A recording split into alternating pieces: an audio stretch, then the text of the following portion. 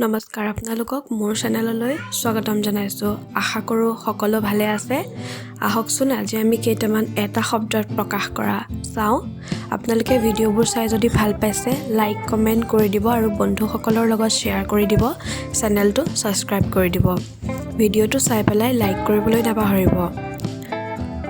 যি কথাৰ অৰ্থ নাই, অৰ্থহীন বা নিৰৰ্থক, যি আনৰ ওপৰত নিৰ্ভৰ কৰে, পৰনিৰ্ভৰশীল, যি নিজৰ ওপৰত নিৰ্ভৰ কৰে, আত্মনিৰ্ভৰশীল বা স্বাৱলম্বী, যাক কল্পনা কৰিব নোৱাৰি, কল্পনাতীত, যাৰ আদি নাই, অনাদি, যাৰ অন্ত নাই, অনন্ত, যি আনৰ অধীন নহয়, স্বাধীন, যি আনৰ অধীন, পৰাধীন, গৰু বন্ধা ঘৰ, গোহালি, ঘোঁৰা বন্ধা ঘৰ, অস্তাৱল, যি পথৰ পৰা বিচলিত, পথভ্ৰষ্ট, যাৰ সীমা নাই, অসীম, যাক বৰ্ণনা কৰিব নোৱাৰি, অবৰ্ণনীয়, যাক বৰ্ণনা কৰিব নোৱাৰি, যাক বাৰণ কৰিব নোৱাৰি, অনিবাৰ্য, যাক লংঘন কৰিব নোৱাৰি, অলংঘ, যাক দেখা নাযায়, অদৃশ্য, যাক সহজে লাভ কৰিব নোৱাৰি, দুৰ্লভ, যাক সহজে পোৱা যায়, সুলভ, যাৰ নাম নাই, অনামী, যাৰ সীমা আছে, সসীম, যাক পৰিহাৰ কৰিব নোৱাৰি,